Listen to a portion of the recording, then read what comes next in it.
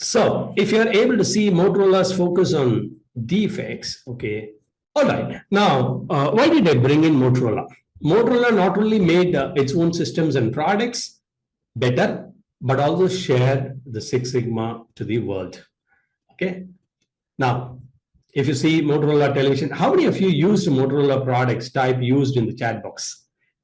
And what did you use of Motorola's product? Let me check in the chat box. What product of Motorola used? Okay, many of them used mobiles. Anybody use Motorola televisions? Okay, most of them used mobile phones only. Pages, yeah, Motorola pages. Yeah. Okay, thank you very much for sharing. This was the ad, right? Old ad, I don't know how many years back. So Six Sigma started a long time ago, but it really became successful in the United States in somewhere around 1980s. Okay, Six Sigma. So it's almost 20 plus 20 plus another 5 years, 45 years now. Okay. Motorola engineers began questioning their quality programs after Toyota made its system. And question came up when the Japanese company took over Motorola TV plant. Okay. And using lean concepts, the new company made TVs way fewer defects than Motorola TVs, like only 1/10th, 1/20th as many. Okay, all of you type wow in the chat box. This is interesting. Okay, so Robert Galvin, Motorola CEO, okay, 1922 to 2011. Okay, Robert Galvin. He was the CEO of the Motorola. So they counted the mistakes using the ratio of 1,000 chances. Okay, earlier we had percentage, right? 97% okay, 3% defects.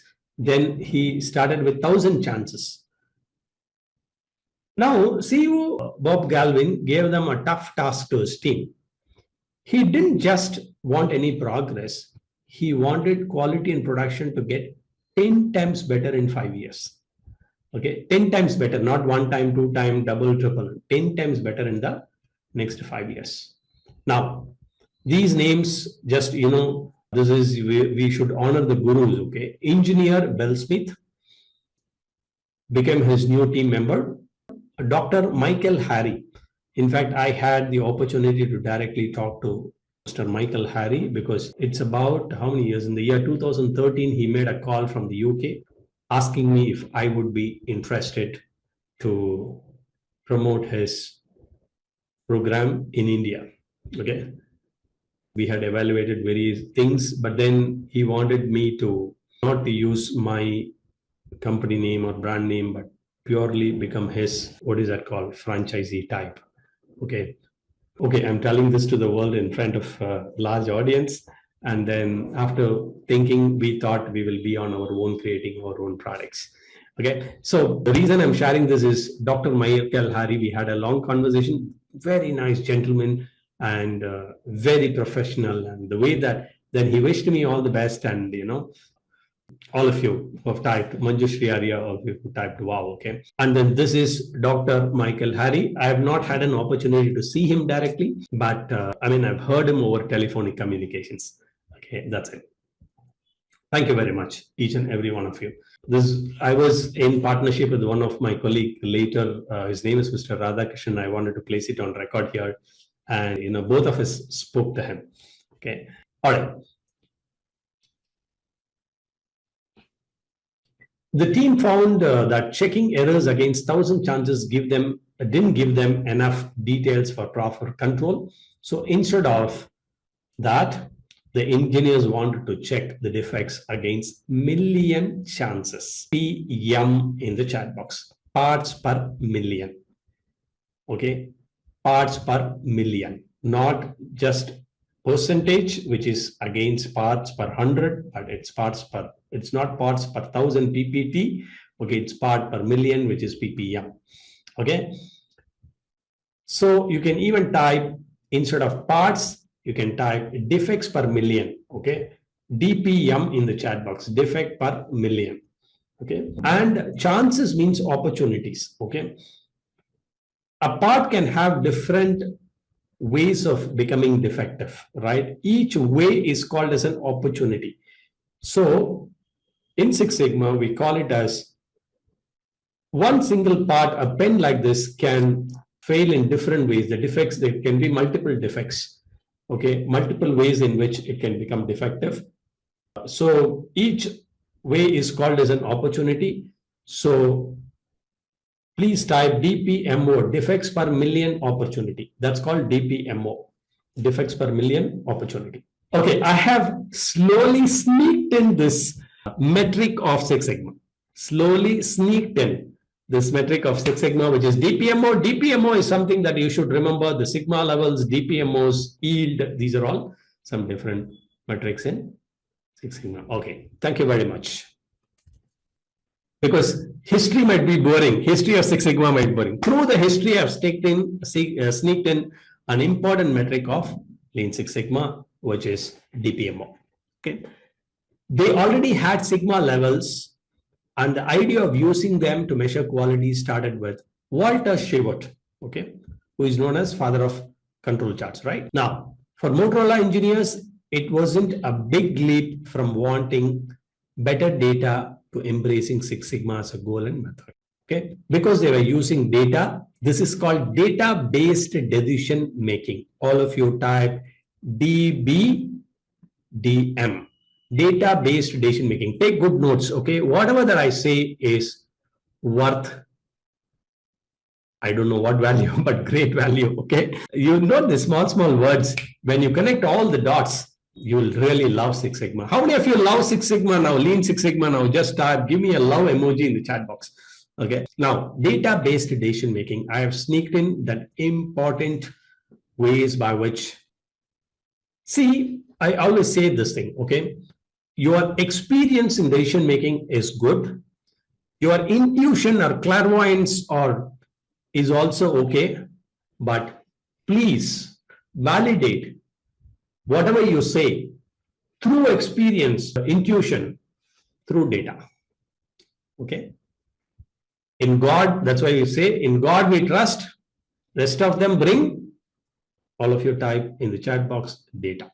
In God we trust, because we don't ask data for God, okay? Because God is God. We don't. But even if you have experience, tremendous experience, even if you have great intuition, I will trust only when you bring data. All right. So far, if you find it interesting, useful, valuable, fantastic, awesome, put it in the chat box. Give me a dose of dopamine, okay, so that I get inspired to proceed further. Right. Motorola's focus on defects. This is Bob Galvin. For over the next 20 years, what did he do? He worked hard to make Six Sigma method better and saw results. Okay, if people who loved it, you found it powerful, you attend my upcoming webinar so that you can get great lessons from me. You can be a part of our community. You can become a lifelong learner. Don't miss to visit the upcoming webinar in the link. Okay. So over the next 20 years, Motorola worked hard to make its Six Sigma method better and saw good results. They didn't just use numbers. They also made a step-by-step way for any team in almost any job to get better. This way of controlling the process with numbers wasn't just for making things. They used it in many parts of the company, like helping customers, because customers is very important, helping engineering and tech support. They didn't keep it just in one part of the company. They used it all over. In fact, they declared that they saved more than 16 billion by getting better at what they did for over 12 years. You know, I've also shared with you this link where this data is given. All of you type wow in the chat box. And that's the power of this methodology. All right. So now, when you look at different companies which embraced this, okay, when you look at different companies which embraced this is the timeline. From earlier 20th century, which is 1900, 1975, 1985, Boeing, Ford, Toyota. Okay, let me read this out. Motorola not only made its own system and product better, but also shared Six Sigma to the world. The leader, Bob Galvin, told his team to teach Six Sigma to others. Motorola and its team wrote articles, books, and case studies about Six Sigma method, and they worked on. Wow, this is the gift Motorola gave to the world. Okay, so Boeing, Ford, and Toyota also adopted these methodologies. After then, Texas Instrument adopted it. Bill Smith developed Six Sigma at Motorola in this period, and then General Electric Allied Signal, Jack Welch, and then so many other companies embraced this to achieve several milestones. This way, they made a method based on statistics that could be used by any organization or industries. Okay. So Michael Harry developed the belt naming convention. Okay. Today we have white belt, yellow belt, green belt, black belt, and master black belt. So that was credits to Michael Harry. Motorola trademarks the methodology as Six Sigma, 1987. Okay. And Motorola receives this Malcolm Baldrige National Quality Award. Okay. Deming, right? Award. Now, Bill Smith is called as father of Six Sigma, and Six Sigma principles introduced to Motorola under the guidance of Bob Galvin. So these are all some of the Jack Welch, CEO of GE. He popularized all the methods, and he said, Six Sigma way. Okay. What he did is he did the diagnostic study of he used to do the diagnostic study of the organizations, and he used to identify opportunities of improvement. He used to identify various problems, customer related or in-house related, and everything. Problems are converted into projects, and projects are categorized as small project, medium project, large project. So this is the call, okay, green belt project, black belt project, etc. And through project by project approach, each project has got a cost saving, and by project approach, he solved all the problems in the company, and all the key performance measures, key performance indicators of the functions and individuals were closing Six Sigma projects and using the methodology to deliver the results, and hence people got their promotions and gradings based on that. Okay, so Michael Harry, yes, he was the architect in Pi. He was responsible for the research and development for advanced Six Sigma engineering models and methods. He did a lot of work in this. All right, so now let's go to the next topic of what the other companies like ABB, Allied Signal, and General Electric contributed to this. They also embraced Six Sigma methodology. Now, from Motorola, Michael Harry left and joined ABB. Okay. And let's see who this gentleman. Richard. Okay, I can't pronounce the second word. So Mr. Richard, who later co-founded Six Sigma Academy. All of you type SSA in the chat box. Very good academy. You can also have a look at it, Six Sigma Academy. I have due respect for Six Sigma Academy, because when Michael Harry spoke to me 12 years or 13 years back, so he wanted, instead of Value Enablers Academy, he wanted Six Sigma Academy to be brought to India. Okay, and you can look at the website of them. Beautiful. You have all the video recordings of Michael Harry also, but they may not find it affordable. Very good, deeper contents from the original author, right? So at ABB, Harry realized that business success often depends upon quality. He understood that customers wouldn't buy if quality was low. So knowing that people could approve Six Sigma initiatives were motivated by money, Harry added financial strategies to the Six Sigma. Because see, my all-time favorite is Dr. Eliyahu Goldratt. Okay, so he said the goal of any company is to make money, and he used to say the language of leaders is money. Okay, and so he said he coined this word 3M. All of you type yum in the chat box. Okay, all of you type M. And he said the objective, the goal of any company is to make money. He said money first, so he typed single M. And he said, make money. So he typed double M. Make more money. He typed triple M. Make more and more money. Typed 4M. Okay. In fact, I had the opportunity to see him in India. Not him, sorry, his son in India. So he was telling me this. Okay. Right.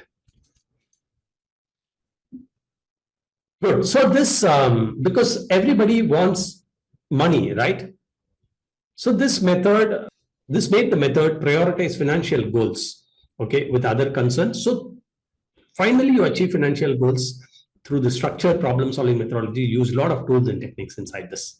Okay, it is connected to financial sectors and hence big companies like this is Allied Signal, right? He said, Mr. Richard, okay, and Harry got new jobs at Allied Signal, okay, from Motorola to ABB to Allied Signals now, and CEO, boss, okay, I'll call boss, okay, was into Six Sigma, okay, and he saw that top leaders had trouble working with experts like analysts and engineers. Larry taught leaders needed to know Six Sigma well to choose the right projects and help them succeed across the whole company. Harry often called architect of Six Sigma and made way to teach top leaders. Working with others at Elite Signal, he created systems so that leaders in the whole organization could use Six Sigma well. All right, so comes the great Jack Welch, okay, the rigorous implementer of Six Sigma, okay. In fact, I'll share with you quickly my personal story. I went for an interview to General Electric and I had to go through morning 8 o'clock. I went there and I had interviews till evening 8 o'clock. And that interview was across different functions and everything was around this problem solving ability and your ability to first, HR talks to you, then she hands over to another function, then that function leader asks me some question, hand over to another function. And they have this checklist of selection and you get filtered. Initially some 20 people came and after some time you realize when they come to the common room, only 15 people are there. Then after a few rounds, you see only 10 people are there. And last, there were 3 people left. Okay. And that was last at 8 o'clock.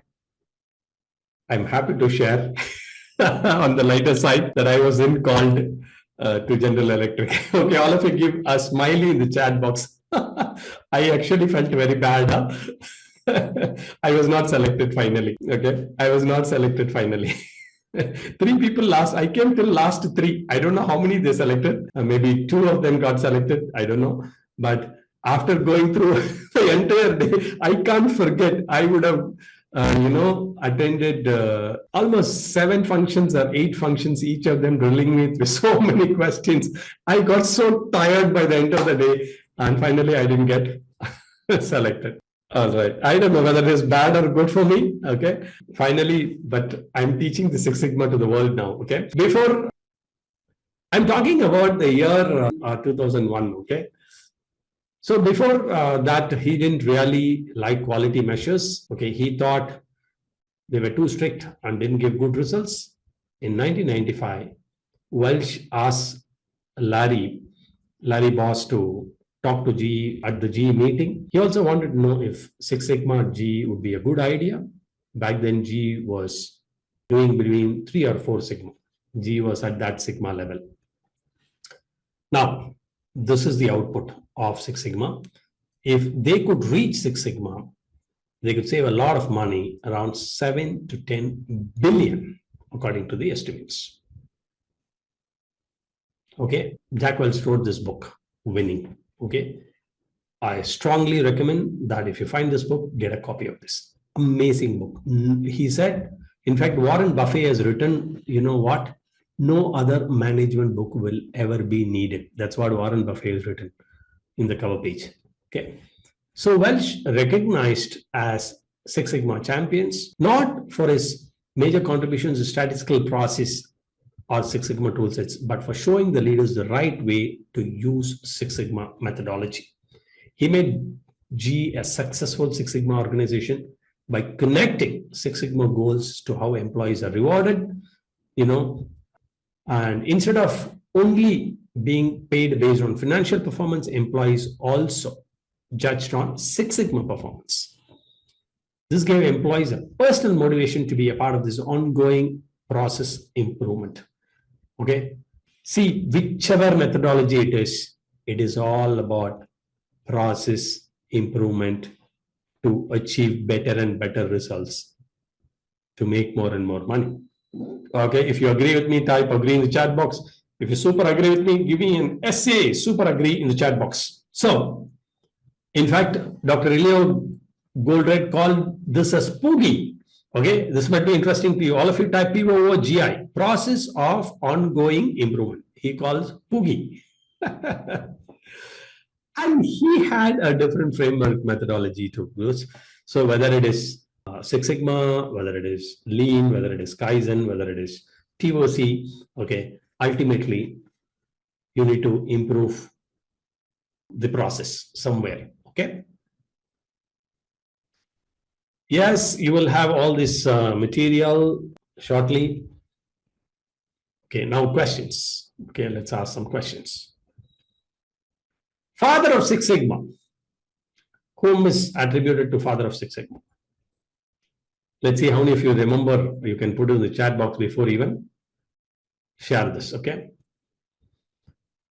Bill Smith, Michael Harry, Walter Shivers, and Jack Walls. And Bill Smith is the right answer, okay? And he is Mr. Bill Smith. Thank you. All of you give yourself pizzas, burgers, chocolates. Okay, send chocolates for the right answer, okay? Fantastic. Good. So continued growth of Six Sigma. Let's quickly get into this. After seeing GE and Motorola do well, many companies over the country quickly tried it. Okay, you might find today Xerox, Sony, Accenture, Samsung, any industry, any country, any function. You can see this. Many countries tried it. Sadly, in a hurry to use it, a lot of organizations did not do the improvements well. How many of you can relate to this type? ICR, I can relate in the chat box. And they also didn't understand the SPC, statistical process control, enough before making the changes. Even though Six Sigma helped some companies save a lot of money to work more efficiently, some had a bad experience with it. Let me confess this. That bad experience led to some misunderstanding and false idea that still exist with many industries today. Okay, so they don't. So Dhirendra is typing true. If you had experience, you can also type true in the chat box. So Six Sigma is solely concerned with metrics and ignores common sense. Okay, so some Six Sigma is not just about numbers. So this is a myth, okay? Six Sigma is solely concerned about metrics and ignores common sense. Six Sigma is just not about numbers. It actually begins with common sense, ideas generated through brainstorming. It checks these ideas with data to make sure that they are right. And some people mistakenly think Six Sigma ignores common sense because managers who are used, let me stress this, managers who are used to making decisions without being questioned may face scrutiny in a Six Sigma setting. How many of you can relate to this type? I can relate in the chat box because they are questions because their experience, their judgments is questioned with the data now, and hence they are skeptical. Sometimes data are also misused to support conclusions that go against common sense. Okay, great, fantastic. A lot of you can relate to this. All right, so when these conclusions are proven wrong, many people may wrongly blame Six Sigma process due to lack of understanding of the statistical theory involved in this. Okay, now Six Sigma is too expensive. This is one myth. Okay, using Six Sigma can be costly initially because of training. This is called preventive cost and cost of poor quality. But gradually, over a long period of time, okay, it will have tremendous benefits through cost saving. Organizations need to balance adopting Six Sigma with it budget. You'll have to pick right projects to have right cost saving, and hence Six Sigma will become a very powerful tool. In fact, if you select the right projects with right methodology, whatever you invest in Six Sigma training will give multi-fold returns. Okay, how many of you have experience in this, type me in the chat box if you had huge benefits through these methodologies. And some people think that Six Sigma can fix anything. Okay. Six Sigma is a problem solving approach. Some people strongly support it, thinking it can solve any issue. No. Okay. No, it is not always helpful for problem related to people or work culture. Okay. If the problem is with how people feel or other human related issues, statistics may not be the solution. How many of you agree with this? Type agree. If you super agree with me, type super agree. So if the issue is about how the task is done or its performance, Six Sigma can be used to make improvements which can then boost the morale. Okay. Great, fantastic. Thank you for your active participation. So question. There is a common misconception about Six Sigma regarding this approach to common sense. Okay. Six Sigma solely relies on common sense ideas. Six Sigma ignores common sense and relies only on metrics. Six Sigma starts with data and avoids common sense. Six Sigma supports conclusions that go against common sense. So what is a common misconception that we were talking about? Let's see. It's a twist of words, right? All right, so it ignores common sense and relies only on metrics. B is right answer. Okay, so applying the Six Sigma knowledge, okay, applying the Six Sigma knowledge, how it is applied via control project selection and management process is something that we will see in the upcoming session. If you found today's session interesting, useful, valuable, fantastic, awesome,